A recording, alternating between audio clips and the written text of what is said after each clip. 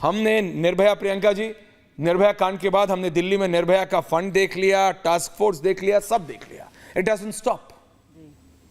अगर आप किसी भी स्टेट के मुख्यमंत्री से बात करेंगी, बड़े नेता से बात करेंगी, बंगाल हो, उत्तर प्रदेश हो, महाराष्ट्र हो, मध्य प्रदेश हो, हरियाणा हो, वो बोले भैया हर 500, 800, 1000, 1200, 2000 आदमी पे एक पुलिस वाला है।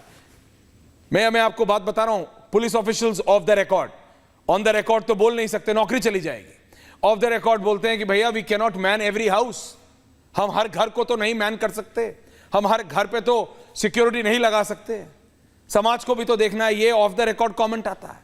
तो दर्शकों, ये हमको भी सोचना है कि हम कैसा समाज बना रहे हैं, हम कैसा समाज अपने अगले पीढ़ी के लिए छोड़ के जा रहे हैं। लेकिन प्रियंका जी, मेरी दिक्कत यह है कि इतना बड़ा ये इश्यू हो जाता है बंगाल में, और बंगाल की पुलिस और एडमिनिस्ट्रेशन अभी तक न जाने। प्रियंका टेब्रेवाल जी, प्लीज बताइए किसको बचाने में लगी है, क्योंकि मैं ये मानने को तैयार नहीं हूं कि सिर्फ बीजेपी ने ऑन द रिकॉर्ड कहा है, आपने भी कहा है कि सिर्फ ममता दीदी को लगता है कि उन्होंने रियल कल्प्रिट्स को जेल के अंदर डाल दिया है।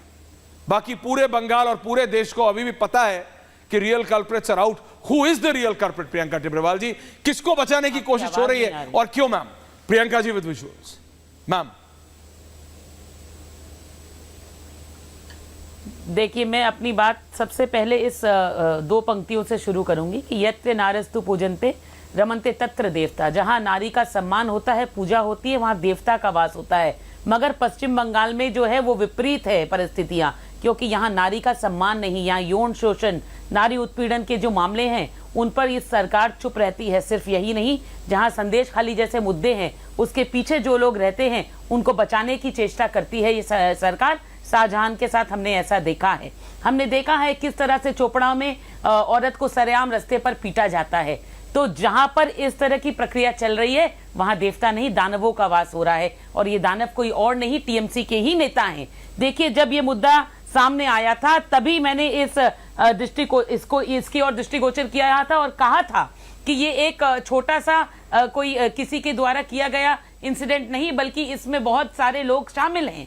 पश्चिम बंगाल में आपने देखा है टीएमसी के राज्य में फूड स्कैम हुआ, आपने देखा एजुकेशन स्कैम हुआ, आपने देखा कोयला स्कैम हुआ, और मैं कहती हूँ ये हेल्थ स्कैम है। मैंने पहले भी कहा था, फिर दोहराती हूँ। देखिए, एक एक करके प्याज के छिलके सारे मैं अभी इसी मुद्दे पे रह रहा हूं। प्रियंका जी, आपने कहा हेल्थ स्कैम है, वो डेड बॉडीज हेल्थ स्कैम में ये क्या स्कैम है? ओनली मेन प्रियंका जी, ये क्या स्कैम? नहीं Priyanka ji, I am stopping, sorry, माफी चाहता हूं। कोशिश है, उसी पर मैं कह रही हूँ। आप आराम से एक्सप्लेन कीजिए। I am giving you, ma'am मैं बाकियों को बराबर का टाइम दूंगा, लेकिन मैं समझना चाह रहा हूं ये क्या हेल्थ स्कैम है।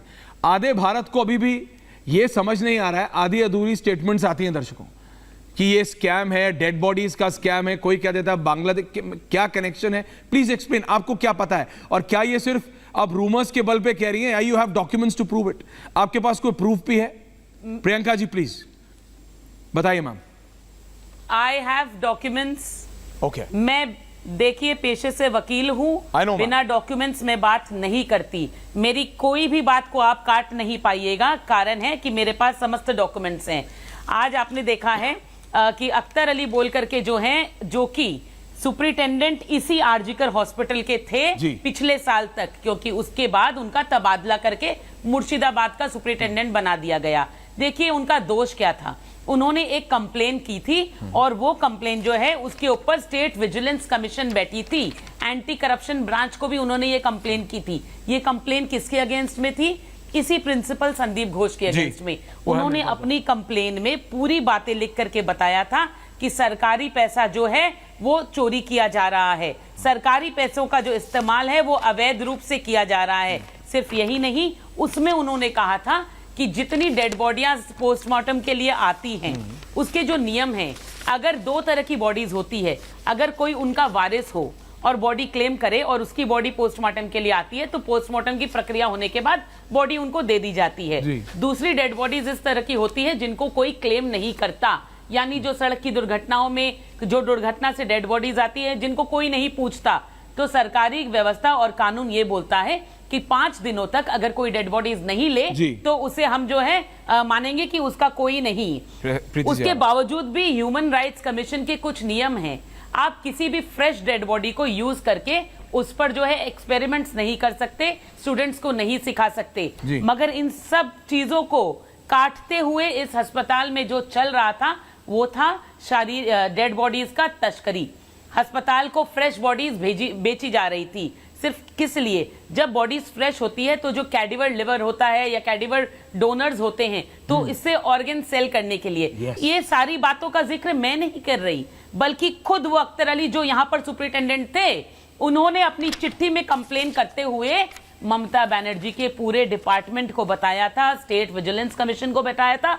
और ममता बनर्जी, गौर करिएगा, ममता बनर्जी जो कि खुद हेल्थ मिनिस्टर है, उनके ग्रेवेंस सेल में भी ये सारी कंप्लेन दी गई थी 2023 okay, point taken Priyanka ji. I give you uninterrupted time Priyanka ji, क्योंकि मैं चाह रहा था ये समझने उस रिपोर्ट में बहुत I get your point now, I get your point now. मैं आपका पॉइंट समझा, किसको बचाने, मैं आपका पॉइंट, अब ये किसको बचाने के लिए किया गया है? किसको बचाने के लिए, किसको बचाने के लिए? कहला हमें फुल पैनल ना, अजीज खान साहब, प्रीति जी, कंचना यादव जी, कंचना जी, अजीज खान साहब, प्रीति जी, विदिशा जी, मैं आ रहा हूं, रत्नाकर जी को भी है।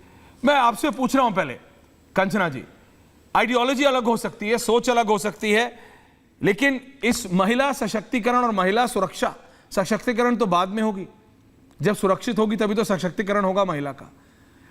मैम, जो बंगाल में हुआ है एक आइसोलेटेड इंसिडेंट नहीं है, रेप, मैंने जैसे कल कहा, बहुत ही शर्मसार कर देने वाली बात है हम सब भारतीयों के लिए कि कोई भी ऐसा देश, यूनियन टेरिटरी नहीं होगी जहां से रेप, कोई डिस्ट्रिक्ट शायद नहीं होगा प्रीति जी, जहां पे रेप के इंसिडेंट नहीं रजिस्टर हुआ होगा भारत में। लेकिन कंचना जी, जब एक प्रदेश की सरकार दिखने लगे कि they are trying to protect the culprits और देश की जनता, मतलब प्रदेश की नहीं देश की जनता सड़कों पे आ गई है, तो मैं कह रहा हूं हमारे राजनेता फॉर अ चेंज एक साथ क्यों नहीं आ सकते? आप क्यों नहीं पूछती टीएमसी के नेताओं से कि क्यों एक्शन नहीं ले रहे, क्यों इसको सुसाइड बताने की कोशिश की, क्यों आपने मां बाप को मिलने नहीं दिया, क्या छुपाने की कोशिश कर रहे हो? अगर बीजेपी का एक मिनट के लिए, प्रियंका टिब्रवाल जी प्लीज बीच में मत बोलिएगा, अगर मैं मान लूं कि बीजेपी का वार पॉलिटिकली मोटिवेटेड है तो क्या इन्वेस्टिगेशन नहीं हो सकती? कंचना जी, आप एक महिला नेत्री हैं, आप एक महिला नेत्री हैं, मैं आपसे पूछ रहा हूं, क्या तेजस्वी यादव जो अपने आप को नेक्स्ट जनरेशन का नेता बताते हैं, जो युवा नेता है वो युवा नेता in comparison to everyone else in the complete opposition, क्या उनको खड़े होकर आज नहीं बोलना चाहिए कि मैं भारत की बेटी के लिए खड़ा हूं, मैं भारत की महिलाओं के लिए खड़ा हूं? वो चुप हैं, व्हाई आर दे क्वाइट? देखिए ऐश्वर्या जी, मैम प्लीज बताइए। आप अपराध में राजनीति देख रहे हैं और हम अपराध में अपराध देख रहे हैं। मैं अपराध ही देख रहा हूं, मैं कह रहा हूं प्रेशर बनाने की जरूरत है सरकार पे, प्लीज बोलिए। और हम अपराध में अपराध देख रहे हैं, इसलिए हम पश्चिम बंगाल को भी जो घटना हुई है वो शर्मसार कर देने वाली घटना है और उसको सख्त से सख्त और जल्द से जल्द सजा मिलनी चाहिए, ये हम कह रहे हैं। लेकिन आप कैसे डिनाई करोगे? महाराष्ट्र में एक दो बच्चियों का स्कूल में रेप हुआ, क्या बच्चियों का रेप होना आम बात है क्या? क्या उस पर आपको नहीं बोलना चाहिए? बीजेपी के प्रवक्ता को नहीं बोलना चाहिए? बीजेपी के प्रवक्ता को यह मांग करना चाहिए कि महाराष्ट्र की गवर्नमेंट, वहां का मुख्यमंत्री इमीडिएटली रिजाइन करे। क्या रेस, क्या जेंडर, क्या स्थान, आप राज्य और सरकार देखकर आप ये बताओगे कि कौन सा घटना हो रही है? सब है जो बंगाल में हुआ उसके लिए कुछ नहीं। इतना घिनौना हरकत बंगाल में हुआ कि पूरे देश के मेडिकल स्टूडेंट, डॉक्टर जो आज सड़क पर हैं, जिसको देश की सबसे ज्यादा जरूरत है। लेकिन हम ऐसे नहीं हो सकते ये कि बंगाल में हुआ तो हम बोलेंगे, वहां की सरकार को घेरेंगे, यूपी में हुआ हम वहां पर चुप रहेंगे, बिहार में एक दलित लड़की का, 22 साल की दलित लड़की का मुजफ्फरपुर में रेप हुआ, लेकिन क्या मजाल है कि उस लड़की के लिए कोई आवाज उठा सके? पूरे देश में ये क्राइम बढ़ा है सर, ये सुप्रीम कोर्ट ने इसको कहा।